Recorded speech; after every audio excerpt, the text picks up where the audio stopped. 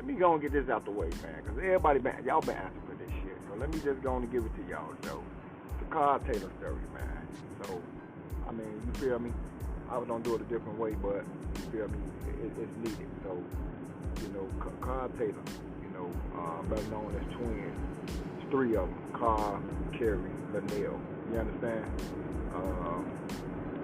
I moved on Cicero and Erie and Kilpatrick, 89, 90.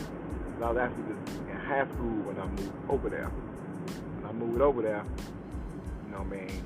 It's really my first time of being around like real active gang members. I've been around gang members before, like the Undertakers, but you know, they was here or there. I wasn't on the block to where I'm actually saying 20, 30 motherfuckers, you know, deep, having meat, having gold, you know, guns, and, you know, organized. You know, I would, you know, because I really never hung around all that. I was always in the street, hustling, partying, or, you know, with my girl. So now I'm actually, you know, at ground zero, you know, and when I moved over there, I was already going to the club, the Factory. But within, I want to say, a year or two of me staying over there, the Factory had got blown up, which I think I put in one of my other documentaries. Because other than that, I would have became a foe. So instead, I became a double I. And part of that reason me becoming a double I is because the double I's came down in the Factory one day, like 9, 10 deep, and they went in the back where the foes, you know what I'm saying, where they post up at, and they threw up dubs. And I was looking like, you gotta keep in mind, like I say, if you ain't a foe, you ain't supposed to be down there. But I guess it was enough for them, you know, to spread war.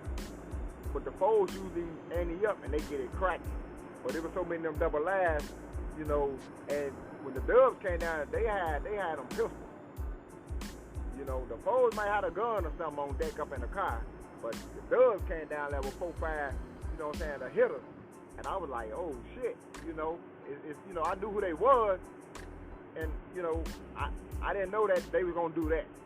They went down there in ground zero and threw up dubs and hung out and left, and then nothing happened to them. And that kind of impressed me, you know, as a shorty. I'm 13.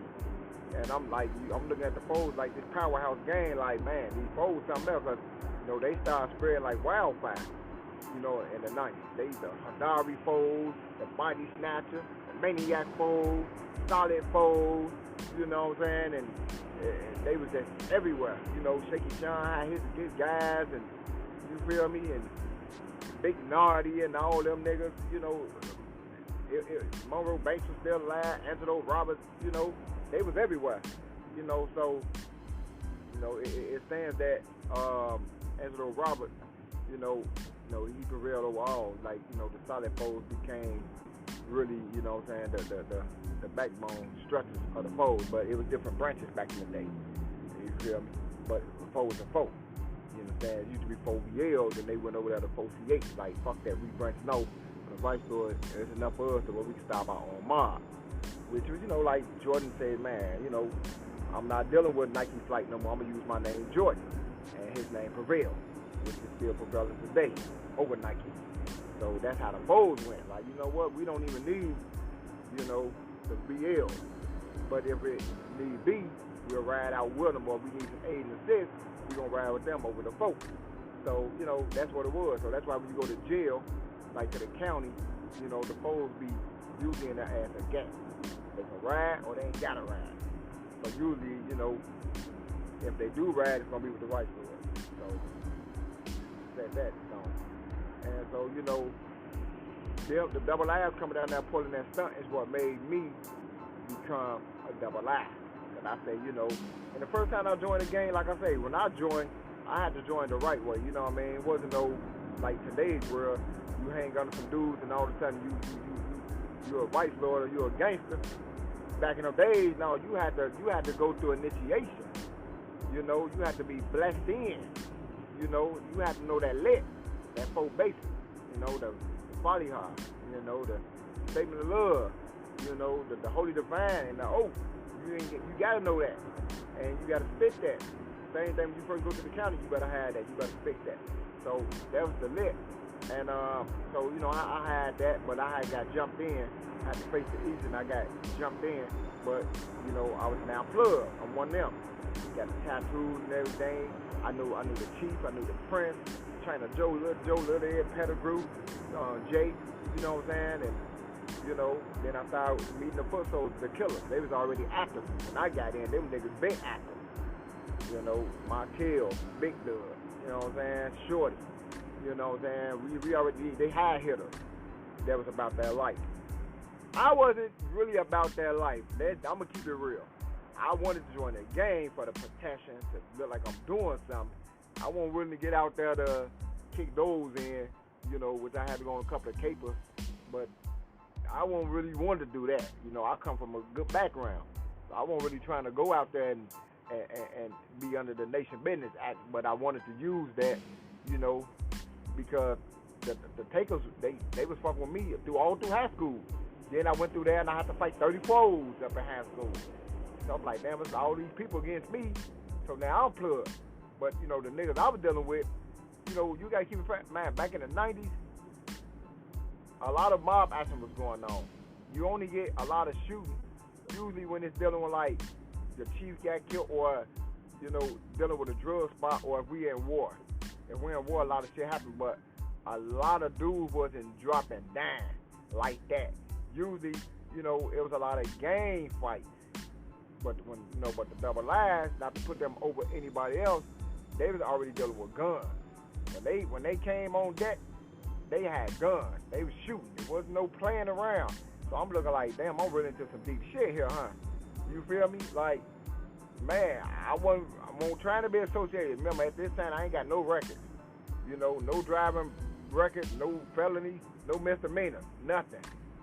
But I wanted to be a part of something. Especially after seeing how the Foes networked in the factory, they was getting all the women. They got the money, the nice car, the fur coats, the hand bone chains, the big ropes, the Gucci links, and man, who didn't want that life? I mean, back in the 90s, you got to keep in mind, Juice came out, and a lot of men society. So you watch them type of movies, and you try to mimic that in real life.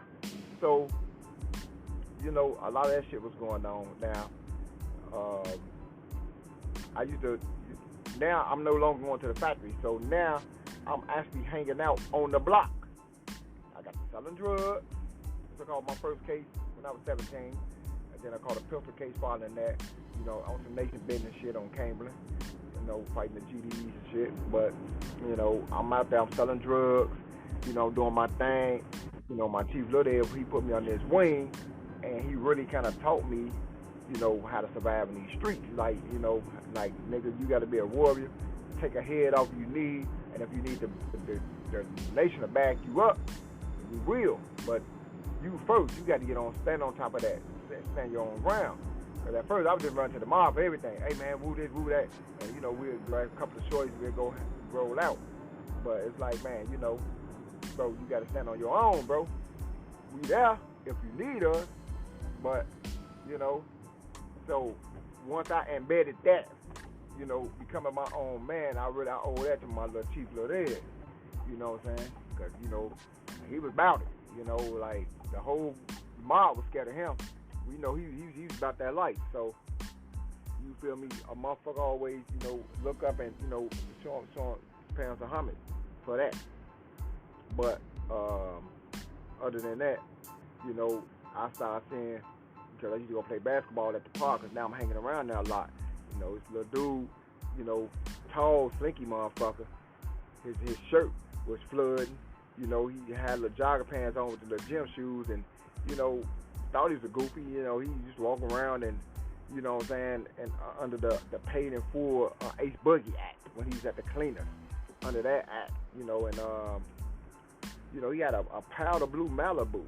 The top of the Malibu, had when you driving back the old cars, it used to have some type of lens under the under the lining of the car. So like if you playing loud music, it look like it's snowing in your car. Shit falling everywhere. You like can't even see and shit, coughing.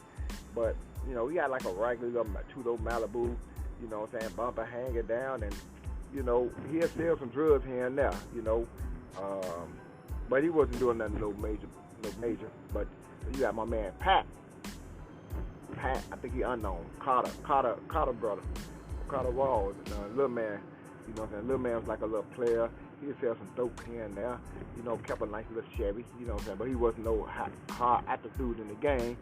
Well, Carter Walls was the shooter. He was the go-getter. He was the pistol dude. So a lot of motherfuckers didn't fuck with Pat or little man based off Carter. We know Carter was a shooter. Everybody know that. Called him country. You know, that motherfucker ride around in an orange van, look like a Mexican van, with a real house speaker, you know, on like, you know how a nigga put 412 in the trunk? He ain't got that. He slid the door open of the van and got a house speaker plugged into the radio. You know what I'm saying? That was old Carter, Jack, you know. Had a nice little slick shot on the dice.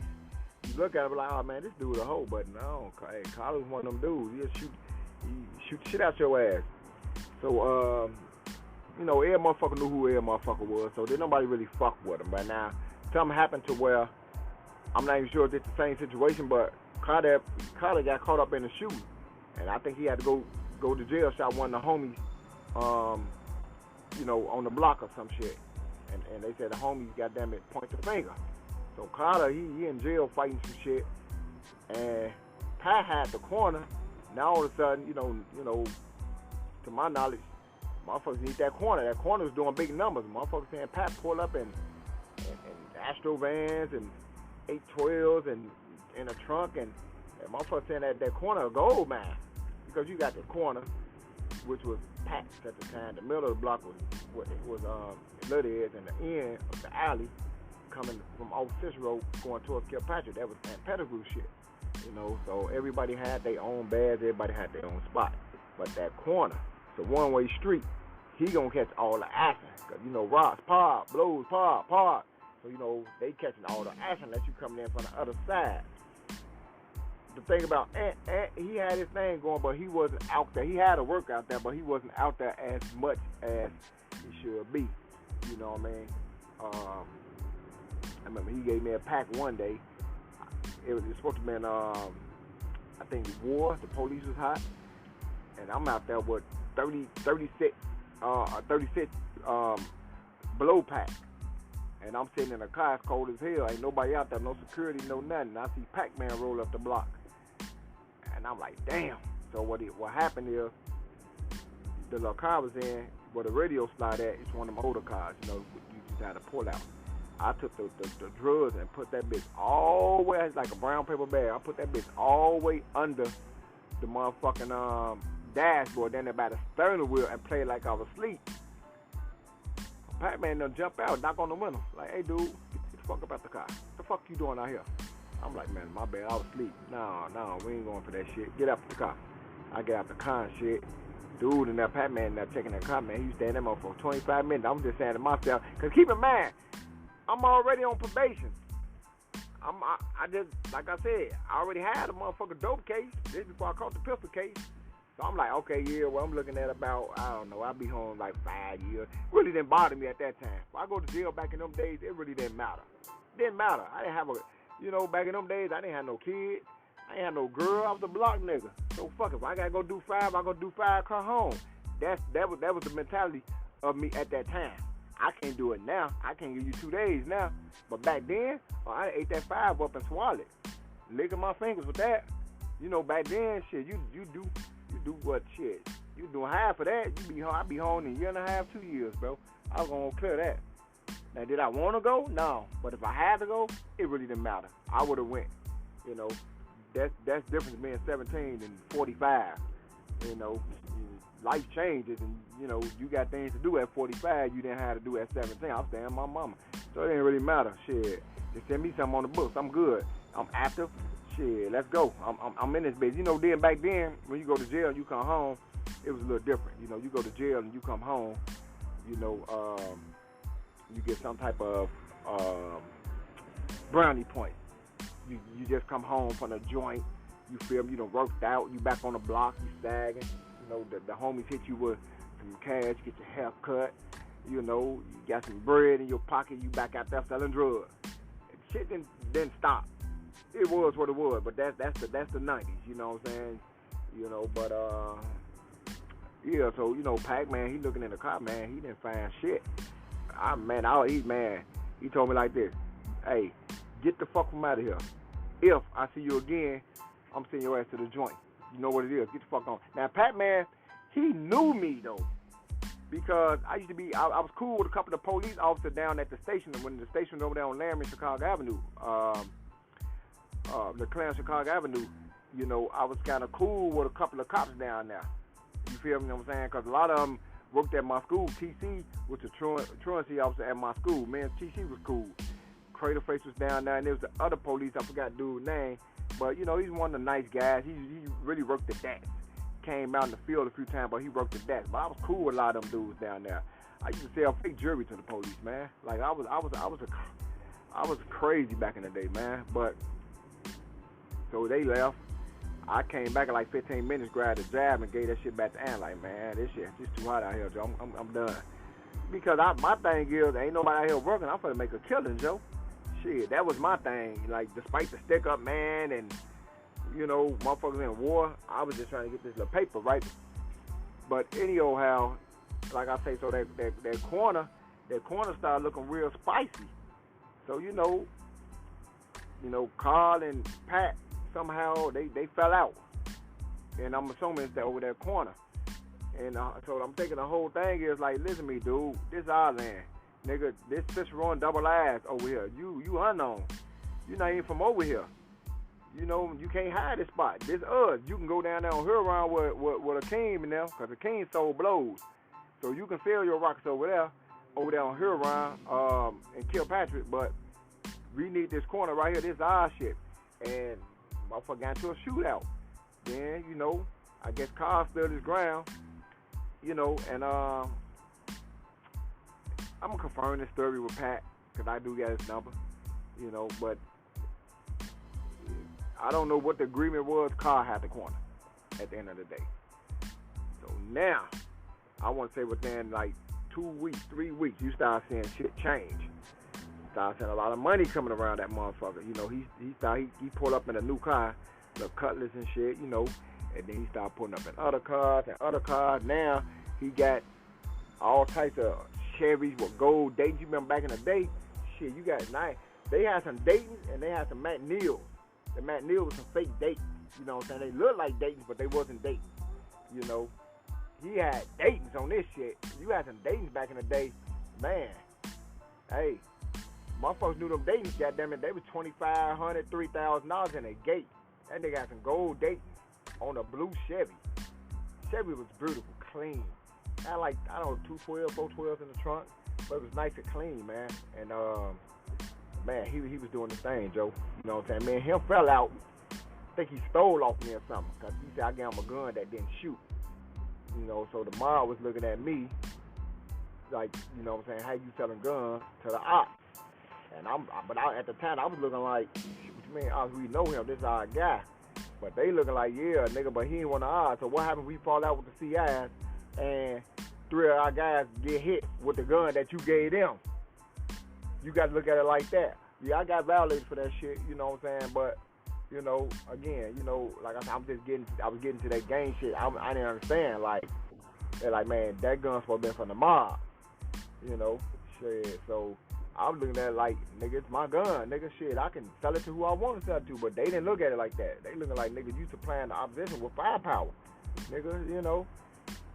So I end up,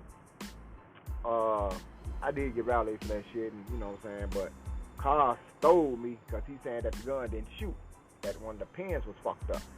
And I get a motherfucking 8-ball for the gun. You feel me? And I think I fell out with Jody Folk because I sold him a gun. He one of the folk on the hustler, Jody, you know what I'm saying? And you know, they say that something was wrong with the gun. So, that's really what got me violated because I sold Jody the gun first. Jody gave me $375 and an 8-ball for a 38 or some shit that didn't shoot. And then the gun that I gave KArl, they say that it didn't shoot or some shit like that. So now they like, nigga, you done sold some guns to the foes and you done sold a gun to the CIs, nigga. So that's where the violation came in. There was 50 no cover up or some shit like that.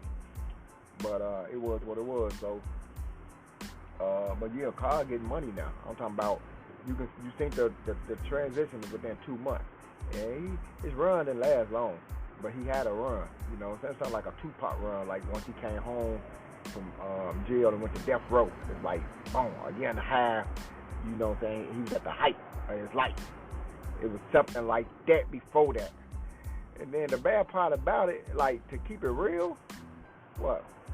45? And KArl died like in 95. Like, I think Tupac died a little later. Yeah, I think like 95 or something. He died somewhere in that area.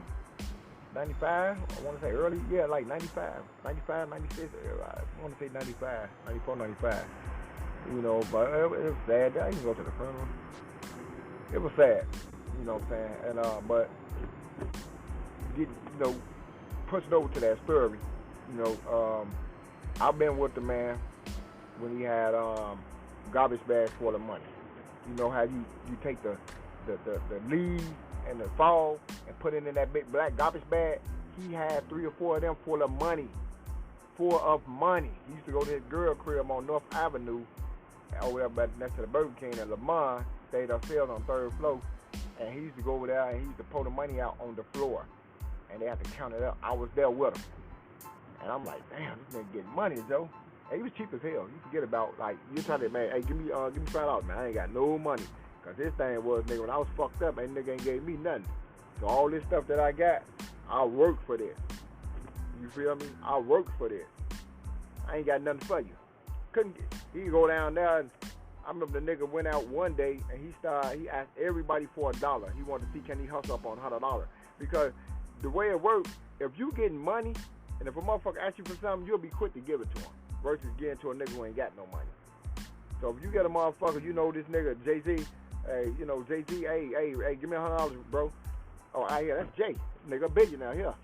Versus another motherfucker on the street, like, man, can you special change? Like, bro, I ain't got it. You know, that's just the way that goes. So he went around, everybody knew he was getting money, he asked everybody for $1. And he got that dollar and made $100. Asked 100 people for $1 and made $100. He just wanted to see how good, you know, like, was he really a hustler like that? But, you know, people gave him the money because he had money. You know, so I can, you know, recall that account. But, yeah, he had plenty of money. And he done bought a Cisco, black Cisco back in the day. The Cisco was kind of popping with the Compton shit with the hydraulics on there. And he had gold datings on the Cisco. And he used to be in the back. And he never drove the Cisco. It was really like a showpiece. But he had it in the back and had the hydraulics and that bitch, you know, jumping. You know, it was hot back in the 90s, the hydraulics and shit, right? So he had that shit going on. So he bought him a blue Cutlass, 2-door. Remember, he's 6'8". You know, when the Cutlass small back in the day, this knee, goddamn it, past the thunder wheel and shit. Like, prove this ain't gonna work.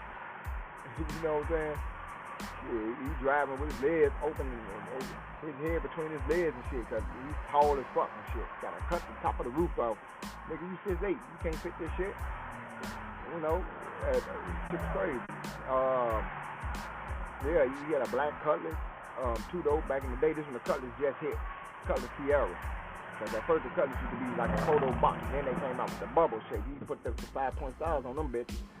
He had that motherfucker. He had bought him a Cadillac. You know what I'm saying? The man had all types of cars, yo. Like, you know, guess he was getting a dirt cheap. Yeah, let me give you $7,000 for this. Like, he had the money. He showing him up for like, nigga, I'm got it. He wearing tailor-made suits now. You feel me? You know what I'm saying? You know, doing his thing now. He had money everywhere. Back in the day, the drug dealer wasn't putting their money in the bank. You know, they had. That's why motherfuckers like we finna go hit the safe. If you listen to the old raps in the 90s, motherfuckers always talking about going to hit a safe. A nigga usually have a safe. I had $200,000-300,000 there. So like, yeah, we finna go hit this safe, Joe. You know, that's where everybody's keeping their money at, in the safe. So we have money here and there. So, you know, the dude around the crib named Kendrick, You feel me? And, you know, I guess Kendrick grew up around there. They was cool and everything, but motherfucker didn't know Kendrick was a cold hard killer. You know, sources say he responsible for killing my little brother. You know, that's a little different story, but they say he behind that shit. Him and Bo Haggart, the little nigga out of Rockford or some shit. You know, and the funny part about it, the day my little brother got killed, I was in the car with these niggas, but they were scared of me because they knew I was a double I. They knew, you know, they knew who my people was, so they won't, you know, if something would have happened to me, you know what I'm saying, that shit would have burnt down. They knew I was an active member on the block, you know what I'm saying, and they didn't, you know, so that's really kind of like, they kind of blew my shit back. But me having the game behind me after this shit just happened, I was in the car with all three of the niggas, though. Herb, Kendrick was driving, Herb and Bo Haggart. In the car with these niggas, man. And I'm like, they trying to stop at stoplight, man, go past that light, fuck is wrong with you, man, hurry the fuck up. They take me to the county, find out he at Mount Sinai. You know what I'm saying? But, you know, yeah, I was in the car with these niggas, man. With the killer. Shit crazy. But I was unaware of that at the time, you know. You know, me and my man, well, like I say, I was fucking with the gunslingers back in the day. Man, we finna go do a hit on Big Herb. Man, let's go kill this nigga. He had booed out and hid out for so long and shit. You know what I'm saying? Let the shit die down. But yeah, we finna go hit dude that night. He moved. That nigga moved that night. You know, we had 40 niggas at the door. You know what I'm saying? One of the Dub brothers got killed. So, you know, you gotta represent, you know, for one of the members. You know, that's how that went. Same shit when we went to go get this little nigga named Donnell and put him in the trunk. We had to kick the door in because he had one, the chief's little brother locked up in jail on some temp murder shit. Talking about he shot a motherfucker. And he didn't show that court and say, no, not him, this one of the homies. So we had to kick the door in on his ass. Literally, kick the door in. Goddamn it, me, Bubba, Macho, and Lil Ed. Goddamn, we in that bitch with masks and guns and shit. Macho, goddamn it, downstairs on point. God damn it, man, where that nigga at? Where the fuck that nigga at? Lil Ed walked through that bitch with a mask and a gun. Where that nigga at? That nigga in there hiding under the bed and shit. I'm talking about shit look like a movie scene. Fucking babies crying, cat meowing, roaches scowling, bitches screaming, all types of shit. You know what I'm saying? Man, get that nigga. Hey, I'm gonna tell you though, the shit worked. That motherfucker went to court that Monday. We came in that bitch Sunday. That motherfucker went to court Monday, had that nigga on arrest. That motherfucker testified. Brother was home. In that order. So, you know, hey, like I say, I was forced to go on some capers I wasn't comfortable with, but when they call your name, nigga, you better be ready. It's just that simple. But yeah, anyway, so you know, my man KArl, you know, he started giving motherfuckers like, yeah, he leave a $50,000 on his bitch crib. Go to his brother crib, put $50,000. His daddy dropped 30. Around the crib, just because he needed money around the crib, he'll drop like 30,000 down. The nigga Kendrick, he so happened to give him some bread. I don't know how much the amount was, but they saying 20, 30,000. Keep in mind, we talking the 90s. That's a lot of money. $5,000 was a lot of money back then, because a motherfucker go buy 400 split and you own. 400 split is 4,500, unless you got a motherfucker giving you an ounce for 800. You know, because man, you know, an 8-ball was $250, so 4 of them make an ounce. So motherfucker give you the 8-ball for 800. Man, we talking about, nigga, 400 split. You feel me? 4,500 or $4,000. That was, you know, that put you on. That's, you start dealing with, you know, 16th and half of keys after that, and then you doing the kilo, you know, kilo G. You understand? So that was a lot of money back in them days. A lot of money. The dollar was worth more.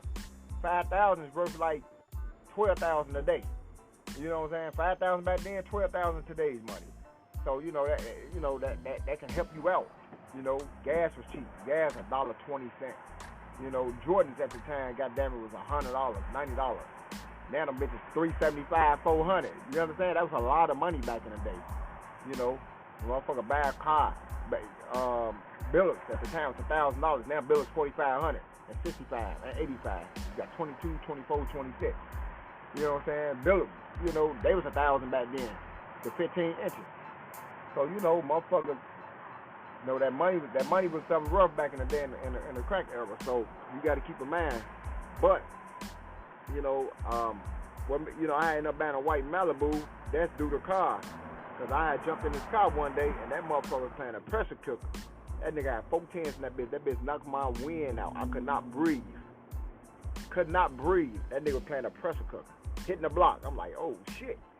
You know, that shit was like magical back in the day. And then my chief little there, he had bought a white Malibu with the wizard on the side of that bitch. He ran around hitting the alley 100 miles an hour with a steering wheel look like the steering wheel like a fucking Cheerio. It's that little. He hitting the alleys, goddamn 100 miles an hour. You ain't had speed hunts back in the day, or the light, you know, the stoplights that catch you for speed. We ain't had them back in the day. That nigga hitting the alley 100 miles an hour. You know what I'm saying? Playing underground G's. Boom, boom, boom, boom, boom, boom. On my mama, hey boy. You know, I looked up to my man. I ain't gonna lie. Hey, I fuck with him. You feel me? So I was like, man, you know what? When I get older, I'm gonna grab me a Malibu. So that's the story behind my white Malibu now. You know, with A12s in that bitch. You know what I'm saying? You understand? Another stereo. You feel me? But yeah, you know, so man, motherfuckers start saying Kendrick. You know, niggas get to talking in the neighborhood. You know, niggas gonna talk. You know, but all of a sudden, Kendrick started popping up with brand new Cadillacs. He and this bitch look like, you know what I'm saying, Rerun or some motherfucker. That's who he look like. The nigga look like Rerun off What's Happening. You know, big just like him and shit, but, you know, he started pulling up and, you know, Cadillacs and shit, and then his little entourage, little Rusty and all them niggas, they started putting up in Navigator trucks and shit with 26s, and motherfucker like, where the fuck these niggas getting this money from? Like, come on. But whoever knew that he was holding, you know, I don't know if KArl ran his mouth, but some motherfucker knew that he was holding that bread for KArl. And the word was he was taking the bread and he was, you know, spending the bread, but he tried to double juggle. I give you 20,000, you take 10, you go buy work. You go pop the work off, put the money back, but you own. You understand? You own. You up now. And from there you don't look back. You understand? So KArl's the type of nigga like, I'm not getting no motherfucker no startup money. Remember I said you couldn't get $1 out of him. You talking about niggas spending 10, 15,000? They said that dude only had like 12,000 left after 30. He ain't had time to get the work off to re-up. So, you know, KArl already had a reputation. You know what I'm saying? He's the type of nigga, he'll pull up to, you know, to the school, and there's like 70, 80 people out, and he'll just walk in the middle of the schoolyard and get to shooting in the air. Pow, pow, pow, and everybody get to running. He'll get to laughing and shit. You know, like dude did on Men, like on Boys in the Hood, when he bumped into Ricky. And Ice Cube like, what's up, bro? You got a problem? You got a problem? And dude, goddamn it, now we ain't got no problem. He got to shooting the gun in there, the Uzi and shit, and got to laugh and shit. Motherfucker got the fuck up out of there. That's under the KArl Act. He'll do shit like that, you know. He'll pull up on the block and shit, and goddamn it, shoot at the ground 5 times. Pop, pop, pop, pop, pop, pull off speed. So you know, when you do shit like that, motherfuckers looking at you like, oh man, you know, this nigga crazy. We know he'll shoot that thing, you know. So motherfuckers already scared of him. He already instilled that in a motherfucker that he'll kill you. So he out there with the gun on this motherfucking lap. Like, man, every motherfucker sent better be here. So, you know, Kendrick scared, Joe. Now, Kendrick daddy is a state trooper. You know, Kendrick go upstairs, come down with the bag and shit, jump in the back seat. Herb in the front, they in the blue Cutlass and shit. You know, while I say his knees up past the ceiling and shit. They in the blue Cutlass and shit, in the alley. You know, but they came through the alley and shit. He like meet me in the back. He didn't want to do it in the front on Ohio, so he did in the alley. Like, come on, all right, pull up in the back. I got you. You know, motherfucker don't know, you know, Kendrick, you know, is this cold-blooded killer. Quiet as hell. We don't know what he got on this belt. You know, this nigga's a killer. So we goddamn it, Kendrick, KArl looking in the bag and shit, and goddamn before you know it, Kendrick up on him, pop, pop, hit his ass, through the back seat. Killed him. He leaning over on steering wheel. They get out the car and shit. I took the money and got little. Shit, murder/robbery. Because wasn't no money found on the scene. And my mama said she walked past the alley that day because she was going to the store and she seen him. She spoke to him like, hey, how you doing, KArl? And he never said nothing, so she thought he was acting funny, but he was standing there dead. She just, you know, like, wow. You know, we talked about that like a month ago. She like, yeah, he was dead, you know. And, you know, because you hear the horn, beep. So, you know, the word got out and all that shit. You know, Kendrick ended up going to jail behind that shit. They gave him a Twinkie. He did 12 and came home or some shit. You know, on a murder back then, you getting 20 years on a murder back in them days. You be home in 10. If murders ain't 85%, and motherfuckers will give you 50 years and shit. My man Lardell did a murder. Killed the broad. Gave him 20 years. You know, he come home. Yeah, motherfuckers hitting licks on murders. Them days over with. You do a murder now, nigga, shit. They gonna start you at 50 to life. Back then, 20 years, nigga. You do a murder, you be home in 10, 12 years. So, you know, a lot of shit changed. You feel me? But, yeah, man. So, you know, it was kind of sad, you know. It was kind of sad. You know, it was a situation to where his brother got killed. We was all at the Dragon. Like I said, 3 of them. KArl, Kerry, Linnell. So his brother was at the Dragon, and I was there that day. That's when I met this girl named Reese, which I gave to my man Jesse, who we got a baby back. You know, so I used to just dump a couple of my hoes off on him. You know, like 130, 145. You know, I was selling them hoes to him because I ain't really want them. And I wasn't really feeling her. I don't know what it was. I think I ain't like her nose at the time. You know, but she was feeling me. She came on the block side hanging out. I really wasn't just feeling that. So, you know, I had a certain way that I needed a female back in the day. So we was out there, and something happened inside the party. I think one of the dudes like an unknown, and whatever happened, it was some beef between him and old boy. So, you know, motherfucker get outside, motherfucker like, what's up? Dude like, what's up? So, dude got a gun, and, you know, again, Lil Ed had the gun. Lil Ed like, man, Lil Ed put up a check on his ass shooting. Lil Ed like, nigga, give me the gun. Lil Ed, now I got it. Nigga, move, this my about it.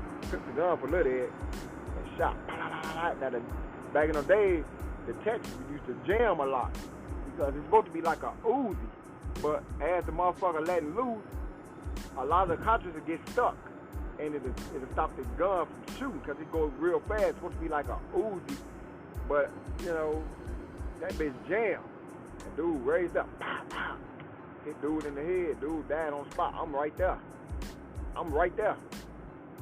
You know, remember I said, you know, because that's actually like, I don't know, one of the first and second parties I used to go to. Because I felt when we go outside and we deep, we was untouchable. But there was other gangs out there, that shit. It was about that life too. That's my really first time to be in a gang war fight back then. You know, so he ended up dying. I ended up going back on the block. Motherfuckers found out I had to kill, you know, motherfuckers scared to tell KArl. You know what I'm saying? I don't even think I told him, but he found out about it. Because motherfuckers kind of scared to tell him. Like, your little brother got killed. So it was one of them things, and man, it was rough. You know, he went crazy.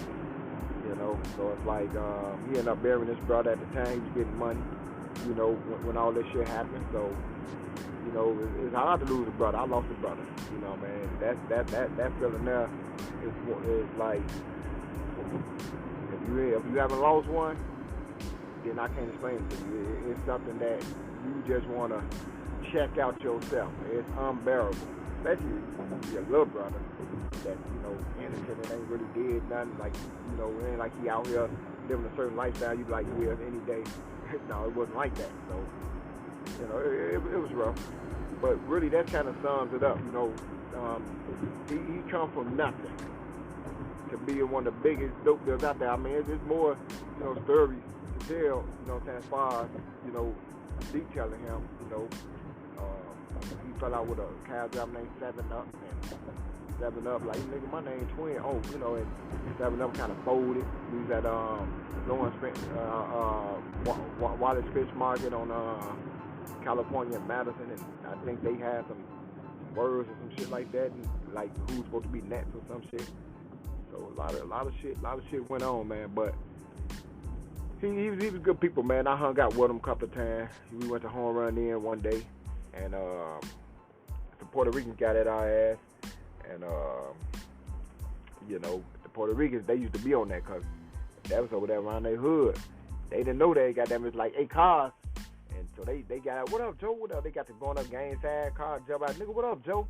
Jumped out with the motherfucker gun, what up, nigga, what up? And every motherfucker pulled up Sammy, Jesse, Ed, Moncho, Bubba, Rah-Rah. Man, the motherfucker Mexican got the fuck up out of there, like, what the fuck? Because they was on some gangbang shit, but Motherfucker used to ride around with a gun in their car the whole time. So yeah, it was that type of party though. But that's the story, man. I just had to get it out the way. I wanted to tell it a different way, but people kept pressing me on it. Man. So that's where we at with it, man. So, I'm gonna be back into the mode, man, whenever I get a chance, and bring y'all some more footage. Got a lot of shit, man. So y'all just stay tuned, man. I'm gonna give you the Mook story later. You know what I'm saying? My little cousin, crazy little motherfucker. Yeah. So y'all be on the lookout for that. You know what I'm saying? Mook G on the docket next.